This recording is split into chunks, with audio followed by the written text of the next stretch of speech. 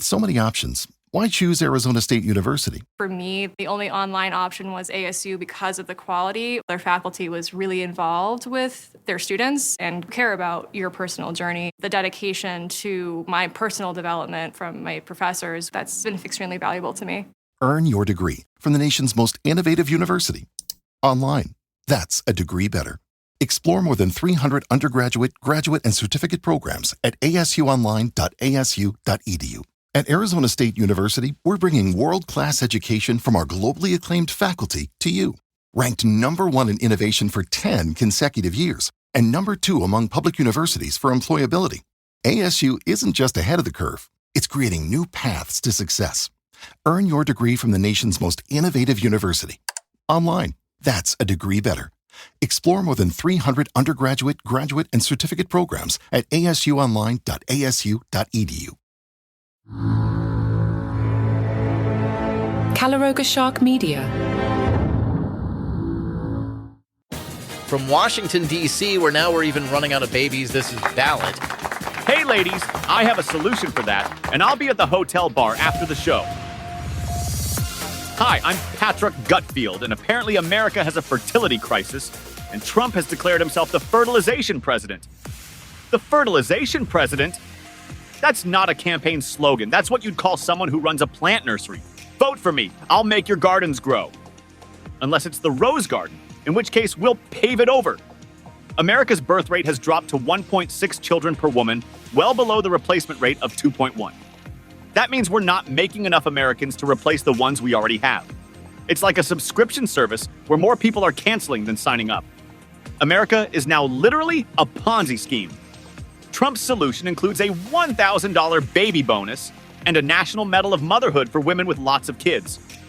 Vice President J.D. Vance suggested parents should have more voting rights than childless cat ladies. What's next? Requiring a parenting license to vote? Sorry, you only have one kid. You get half a ballot. Other countries have been dealing with this problem for decades. Japan, South Korea, Spain, and Italy all dropped below 1.5 births per woman over 25 years ago. By 2015, 55 countries had made raising birth rates a policy goal. One theory is that men feel less inclined to have children if they're expected to actually help with childcare. Men, apparently some guys are like, I want kids, but only if someone else raises them. That's like wanting to own a dog, but refusing to walk it, feed it, or acknowledge its existence. Trump could solve this by accepting immigration, since immigrants have higher fertility rates, but Trump wants to end birthright citizenship instead. So his solution to not having enough American babies is to make sure fewer babies count as American. That's like solving a food shortage by making smaller plates. The baby bonus of $1,000 is supposed to encourage childbirth. $1,000! Have these people seen the cost of diapers? That's like offering a $5 gas card to encourage people to buy SUVs. Here's your baby bonus. This should cover about 2 weeks of formula. Trump announced he's planning to phase out FEMA after this year's hurricane season. FEMA, the agency that shows up when Mother Nature decides to redecorate your entire state. Trump's solution? Let governors handle it themselves. That's like firing the fire department and telling homeowners to figure out garden hoses. Trump said a governor should be able to handle it, and frankly, if they can't handle it, then maybe they shouldn't be governor. Right, because natural disasters are really just a test of gubernatorial competence.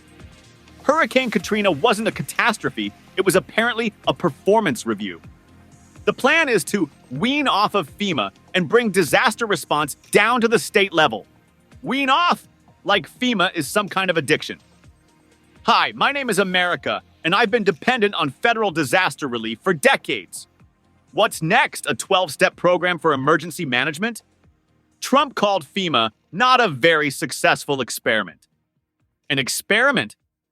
FEMA has been around since 1979. Homeland Security Secretary Kristi Noem claims FEMA has failed thousands, if not millions, of people. Thousands, if not millions. That's quite a range. That's like saying, I've eaten dozens, if not hundreds of tacos. Trump appointed David Richardson to lead FEMA, a former Marine combat veteran and martial arts instructor with no prior experience managing natural disasters. No experience! That's like making Gordon Ramsay the Secretary of Transportation because he knows how to handle pressure. The National Oceanic and Atmospheric Administration projects this year's hurricane season to be particularly intense and potentially deadly. So naturally, this is the perfect time to dismantle the Disaster Relief Agency. FEMA entered hurricane season understaffed and underprepared with plummeting morale. Plummeting morale. Nothing boosts team spirit like telling employees their jobs will be eliminated after the next natural disaster. Good luck with those hurricanes, everyone. Also, you're all fired in December. What happens when one of the most powerful men in music is accused of some of the most serious crimes imaginable?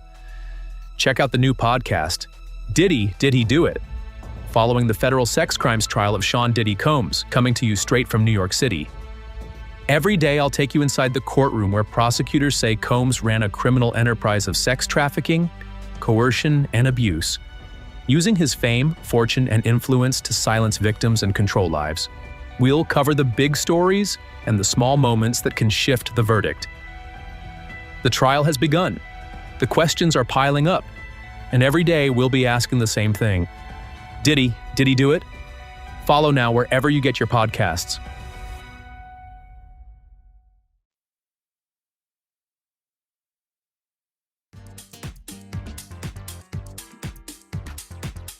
So China just held their college entrance exam, and they had to shut down AI chatbots to prevent cheating. 13 million students taking one test, and the country's response was basically turn off the robots. That's like fighting a food fight by confiscating all the spoons. The gaokao exam is so secure, they treat the test papers like state secrets. State secrets! These aren't nuclear launch codes, they're math problems. The test copies are stored in steel-reinforced rooms that require 3 different people with 3 different keys to open. That's more security than most banks. Sorry, can't access the algebra questions without the chairman's approval. They have facial recognition technology, metal detectors, drones, and cell phone signal blockers monitoring the exam. Drones. They're using military-grade surveillance to watch teenagers solve word problems. That's like hiring the Secret Service to monitor a spelling bee. Tencent's chatbot displayed a message saying, "Dear user, to ensure the fairness of gaokao, this function is unavailable during gaokao hours." The AI is apologizing for not helping students cheat. That's like a getaway car sending a polite text. "Sorry, can't assist with your bank robbery today. Please try again tomorrow." Chinese AI model DeepSeek told users it could temporarily suspend photo recognition for test question search during gaokao and other important exams.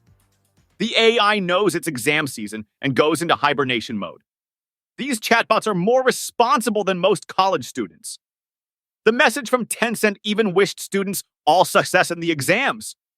So they're blocking cheating while simultaneously cheering for the students.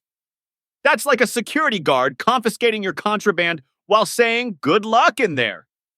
Some schools used real-time eye patrol systems to detect whispering, peeking, passing objects, answering early, or using prohibited tools.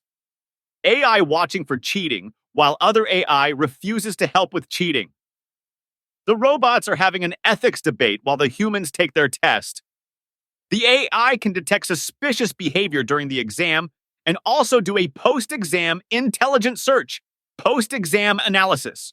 They're running instant replay on pencil movements. After reviewing the footage, we've determined that student number 47 looked to the left suspiciously at question number 12.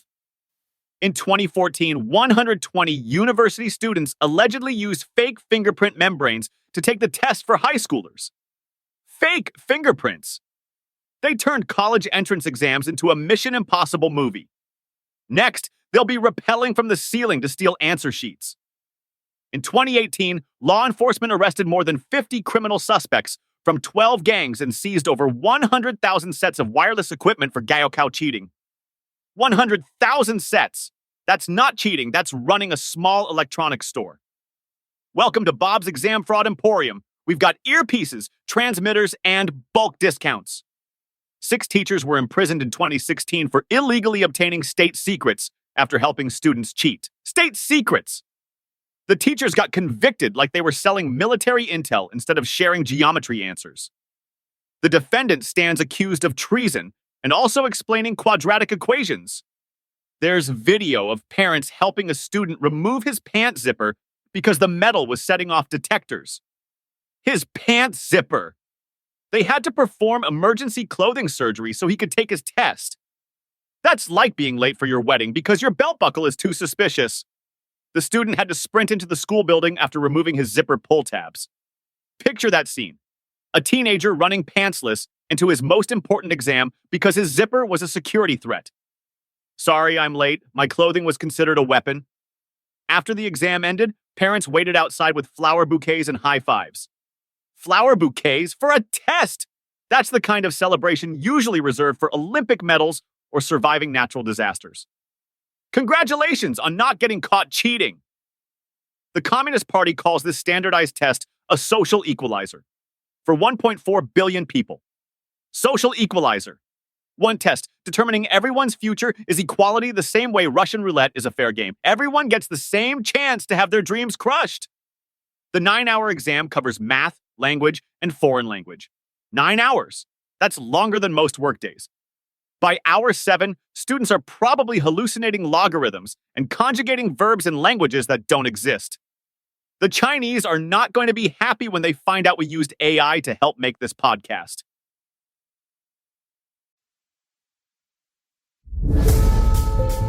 When the world's most powerful people go to war, we can't look away.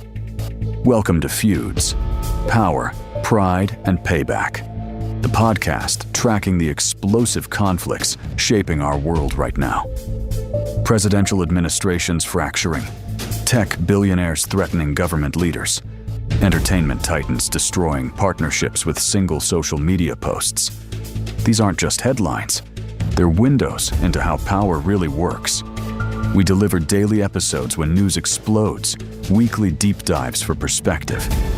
From Washington power struggles to Silicon Valley vendettas, we decode the psychology behind the drama and reveal why these feuds matter far beyond entertainment. Feuds, Power, Pride, and Payback. Today's conflicts are tomorrow's history. Available wherever you get your podcasts. Want this podcast without commercial interruptions or feed drops? Caliroga Plus is just $5 a month, and you'll get this show ad-free. Plus, we've just added the full first seasons of Eastwood Reloaded and Crown and Controversy, so you can binge listen our new series without a single interruption. Caliroga Plus gives you palace intrigue, 5 good news stories, daily comedy news, 5 daily trivia questions, and all the other shows on the Caliroga Shark Media Network, totally ad-free. For just $5 a month, it's the best deal going. Apple Podcast users can even get a 30-day free trial by clicking the banner that says uninterrupted listening. If you're on any other app, head to caliroga.com/plus. Link in the show notes. Don't wait. Get your uninterrupted content now. Apple Podcast users click that banner that says uninterrupted listening. If you're on any other app, head to caliroga.com/plus. Link in the show notes.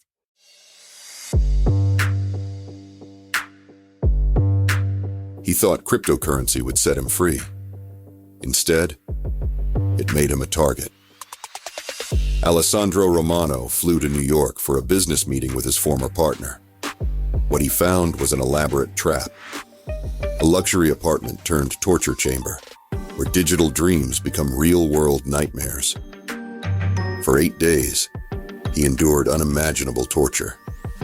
His captors wanted his Bitcoin passwords. They had police protection. They had done this before. This is the true story of friendship turned to betrayal, innovation turned to exploitation, and one man's fight for survival against a system designed to break him. Crypto Kidnap. Available wherever you get your podcasts.